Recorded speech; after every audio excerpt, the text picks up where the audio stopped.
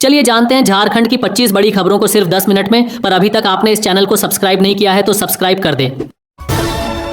CJP प्रदर्शन पर high court की सख्त टिप्पणी, पुलिस कार्रवाई पर विपक्ष हमलावर, चंद्रशेखर आजाद धरने पर। दिल्ली में सीजेपी मार्च के दौरान पुलिस बल प्रयोग और लगभग 70 प्रदर्शनकारियों को हिरासत में लिए जाने पर दिल्ली हाईकोर्ट ने कहा कि अदालत को इसमें मत घसीटिए। इस बीच विपक्ष ने इसे सरकार की विफलता बताते हुए गंभीर आरोप लगाया। पुलिसकर्मियों ने बिना वर्दी और बिना नेम प्लेट के प्रदर्शनकारियों पर बल प्रयोग किया है। सरकार की जवाबदेही पर उठते सवालों के बीच अब आजाद समाज पार्टी के प्रमुख चंद्रशेखर आजाद भी समर्थकों के साथ धरने पर बैठ गए। सोनम वांगचुक का अनशन जारी। अस्पताल ने स्वास्थ्य मानकों को बताया स्थिर। लद्दाख के प्रसिद्ध पर्यावरण कार्यकर्ता सोनम वांगचुक का अनशन जारी है। वहीं अस्पताल प्रशासन ने उनके महत्वपूर्ण स्वास्थ्य मानकों को पूरी तरह से स्थिर बताया है। पिछले 4 दिनों से अस्पताल में भर्ती रहने के बावजूद सोनम वांगचुक अपनी मांगों को लेकर अड़े हुए हैं और अनशन समाप्त करने से इनकार कर दिया है। इसी बीच उनके समर्थन में जंतर मंतर पर समर्थकों और सामाजिक संगठनों की भीड़ फिर से जुटने लगी है, जो उनके पक्ष में शांतिपूर्ण प्रदर्शन कर रहे हैं।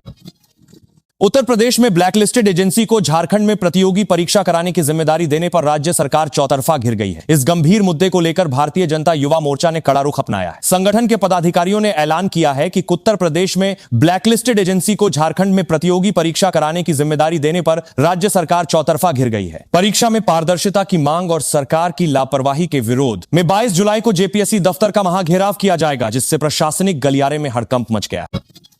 राज्य के कुबेर ऑनलाइन पोर्टल में सेंध लगाकर करोड़ों रुपए का घोटाला करने वाले मुख्य मास्टरमाइंड मुनिंद्र पर सीआईडी का शिकंजा कस गया है। जांच एजेंसियों ने खुलासा किया है कि आरोपी ने कई फर्जी यूजर आईडी तैयार की थी। इन्हीं फर्जी आईडी की मदद से आरोपी ने सरकारी खजाने को चूना लगाते हुए करोड़ों रुपए ऐंठ लिए थे। फिलहाल सीआईडी टीम मामले से जुड़े अन्य सहयोगियों की तलाश में जुटी। पर्यावरण संरक्षण और हरित ऊर्जा को बढ़ावा देने के उद्देश्य से मुख्यमंत्री हेमंत सोरेन ने एक बड़ी योजना की घोषणा की। इस योजना के तहत राज्य में एक पौधा लगाने और उसकी देखभाल करने पर आम नागरिकों को 5 यूनिट बिजली बिल्कुल मुफ्त दी जाएगी। इसके साथ ही मुख्यमंत्री ने संबंधित अधिकारियों को निर्देश दिए हैं कि अगले 1 महीने के भीतर पूरे राज्य का डिजिटल फॉरेस्ट रिकॉर्ड अनिवार्य रूप से तैयार किया जाए। जमीन के दाखिल खारिज मामले में झारखंड हाईकोर्ट ने एक बेहद महत्वपूर्ण फैसला सुनाया है। अदालत ने स्पष्ट किया है कि म्यूटेशन यानी दाखिल खारिज किसी भी व्यक्ति के लिए मालिकाना हक का कानूनी सबूत नहीं होता है। हाईकोर्ट ने फैसला दिया कि झारखंड का दीजा की आसान केवल म्यूटेशन प्रक्रिया में गड़बड़ी या प्रशासनिक त्रुटि होने के आधार पर किसी भी वैध खरीदार का जमीन पर वास्तविक कब्जा नहीं रोका जा सकता। कांग्रेस नेता राहुल गांधी ने नीट परीक्षा विवाद और प्रदर्शन कर रहे छात्रों पर हुई पुलिस कार्रवाई को लेकर केंद्र सरकार पर तीखा हमला बोला है। उन्होंने केंद्र की नीतियों की आलोचना करते हुए कहा कि देश के करोड़ों युवाओं का भविष्य खतरे में पड़ाया गया है। राहुल गांधी ने मांग की कि प्रधानमंत्री को खुद सामने आकर युवाओं के भविष्य और इस प्रशासनिक घटनाक्रम पर देश की जनता को स्पष्ट जवाब देना चाहिए।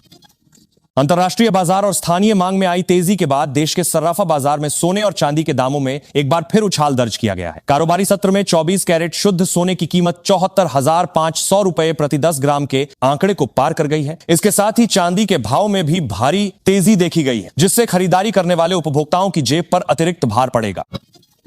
राज्य के बेरोजगार युवाओं के लिए एक राहत भरी खबर सामने आई है। झारखंड पुलिस महकमे में खाली पड़े 9,362 सिपाहियों के पदों पर सीधी भर्ती प्रक्रिया शुरू करने को हरी झंडी दे दी गई है। गृह विभाग की ओर से प्रशासनिक औपचारिकताएं तेजी से पूरी की जा रही। अधिकारियों ने स्पष्ट किया है कि विभाग बहुत जल्द ही आधिकारिक वेबसाइट पर इस भर्ती का विस्तृत शेड्यूल जारी करेगा।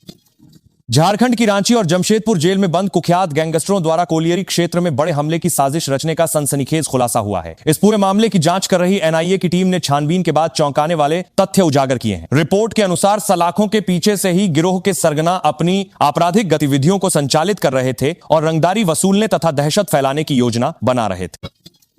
राज्य सरकार की महत्वाकांक्षी मैया सम्मान योजना के संचालन और वितरण नियमों में एक बड़ा प्रशासनिक बदलाव किया गया है। नए दिशा निर्देशों के अनुसार अब प्रदेश की लगभग 51 लाख लाभार्थी महिलाओं के बैंक खातों में हर महीने दी जाने वाली वित्तीय सहायता राशि एक साथ हस्तांतरित की जाएगी। इस कदम का मुख्य उद्देश्य प्रणाली में पारदर्शिता लाना और महिलाओं को बिना किसी रुकावट के योजना का सीधा लाभ उपलब्ध कराना है। हाल के दिनों में हुई मूसलाधार बारिश और जलभराव के कारण राज्य की स्थानीय मंडियों में हरी सब्जियों की आपूर्ति प्रभावित हुई है, जिससे इनके दामों में उछाल आया है। खुदरा बाजार में टमाटर की कीमत 80 रुपए प्रति किलो तक पहुंच गई है। टमाटर के लिए केंद्र मान के साथ कर रही है तो की आपूर्ति प्रभावित हुई है, जबकि परवल और भिंडी जैसी आम सब्जियां भी 50 रुपए प्रति किलो के पार बिक रही हैं। अचानक बढ़ी महंगाई ने आम गृहिणियों की रसोई का बजट बिगाड़ दिया है। राज्य के मुख्य विपक्षी दल ने वर्तमान सरकार की प्रशासनिक नीतियों और कार्यप्रणाली पर तीखा हमला बोलते हुए आरोप लगाया है कि प्रदेश में लोकतंत्र पूरी तरह खत्म हो चुका है और तानाशाही का राज कायम है। विपक्षी नेताओं ने आरोप लगाया कि सरकार अपनी पार्टी ने नाकामियों को छिपाने के लिए जनता के बुनियादी मुद्दों को दबाने की कोशिश कर रही है। विपक्ष ने चेतावनी दी है कि जनहित के मामलों पर जल्द ही सड़क पर आंदोलन शुरू किया जाएगा।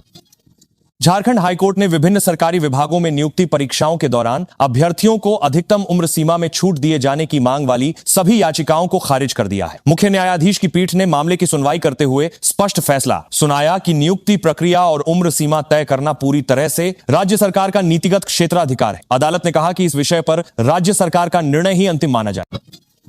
भारतीय शेयर बाजार में कारोबारी सप्ताह के दौरान जबरदस्त हरियाली और तेजी का माहौल देखने को मिला है। घरेलू और विदेशी संस्थागत निवेशकों की खरीदारी के चलते बॉम्बे स्टॉक एक्सचेंज का प्रमुख सूचकांक सेंसेक्स 80,000 अंक के ऐतिहासिक स्तर को पार कर गया। इसके साथ ही नेशनल स्टॉक एक्सचेंज का निफ्टी भी अपने नए रिकॉर्ड स्तर पर पहुंच गया, जिससे शेयर बाजार के निवेशकों और कारोबारियों के चेहरे पर खुशी नजर आई।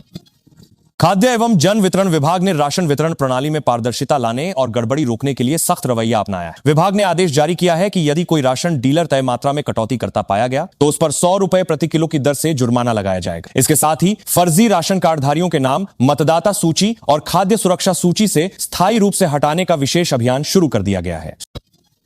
झारखंड में जारी एसआईआर प्रक्रिया की निर्धारित समय सीमा बढ़ाने की मांग को लेकर गए कांग्रेस प्रतिनिधिमंडल की अर्जी को मुख्य निर्वाचन पदाधिकारी ने सिरे से खारिज कर दिया है। बैठक के दौरान चुनाव अधिकारी ने स्पष्ट निर्देश दिए कि मतदाता सूची पुनरीक्षण और सत्यापन का कार्य पूर्व निर्धारित समय सारिणी और गाइडलाइंस के अनुसार ही पूरा किया जाएगा। उन्होंने सभी राजनीतिक दलों से समय पर सहयोग करने की अपील की। धनबाद के चर्चित गैंगस्टर फहीम खान की रिहाई के फैसले पर देश की सर्वोच्च अदालत ने अपनी मुहर लगा दी है। सुप्रीम कोर्ट ने झारखंड हाईकोर्ट के पूर्व में दिए गए आदेश में किसी भी प्रकार का हस्तक्षेप करने से साफ इनकार कर दिया है। ताउम्र कैद की सजा काट रहे फहीम खान से जुड़े कानूनी विवादों पर शीर्ष अदालत के इस फैसले के बाद राज्य के प्रशासनिक और पुलिस महकमे में सुरक्षा व्यवस्था को लेकर नई हलचल शुरू हो गई। राज्य के शहरी इलाकों में जमीन, व्यक्तिगत मकान और अपार्टमेंट फ्लैट खरीदना अब आम लोगों के लिए महंगा हो गया है। राज्य सरकार ने प्रॉपर्टी रजिस्ट्रेशन नियमों में संशोधन करते हुए शहरी संपत्तियों की रजिस्ट्री पर 10% का अतिरिक्त शुल्क लगाने का निर्णय लिया है। कदम से जहां राज्य के राजस्व संग्रह में बढ़ोतरी होगी, वहीं अपना सपनों का घर खरीदने की योजना बना रहे परिवारों का बजट काफी हद तक प्रभावित होगा। तमाड़ विधानसभा क्षेत्र के ग्रामीण इलाकों से एक अनोखी तस्वीर सामने आई है, जहां स्थानीय विधायक पूर्णिमा साहू आम किसान की तरह खेतों में उतरकर धान रोपते हुए नजर आईं। मूसलाधार बारिश के बीच कीचड़ से भरे खेतों में पारंपरिक तरीके से खेती करते हुए उनका यह सादगी भरा वीडियो सोशल मीडिया पर बहुत तेजी से वायरल हो रहा है। आम किसान की तरह खेतों में उतरकर धान रोपते हुए नजर आईं, जहां स्थानीय विधायक पूर्णिमा साहू जनता और किसान संगठन विधायक के जमीनी जुड़ाव की जमकर सराहना कर रहे हैं। उद्योग और रोजगार के क्षेत्र में राज्य के लिए एक बहुत बड़ी खुशखबरी आई है। टाटा स्टील समूह ने राज्य में अपने औद्योगिक संयंत्रों के विस्तार और नई परियोजनाओं की स्थापना के लिए 10,000 करोड़ रुपए के भारी भरकम पूंजीगत निवेश का आधिकारिक ऐलान किया है। कंपनी के इस ऐतिहासिक कदम से प्रदेश के बुनियादी ढांचे को मजबूती मिलेगी और हजारों स्थानीय युवाओं को प्रत्यक्ष एवं अप्रत्यक्ष रूप से रोजगार के नए अवसर प्राप्त होंगे। अंतर्राष्ट्रीय बाजार में आई सरगर्मी के बीच स्थानीय आभूषण बाजारों में चांदी की कीमतों में एक बार फिर गिरावट दर्ज की गई है। हालांकि सोने के भाव में उतार चढ़ाव का दौर जारी है। कारोबारियों ने ग्राहकों को सलाह दी है कि खरीदारी करने से पहले अपने शहर का ताजा 10 ग्राम सोने और चांदी का रेट अवश्य जांच। बाजार विशेषज्ञों के मुताबिक आने वाले दिनों में धातु की कीमतों में और उतार चढ़ाव देखने को मिल सकता है।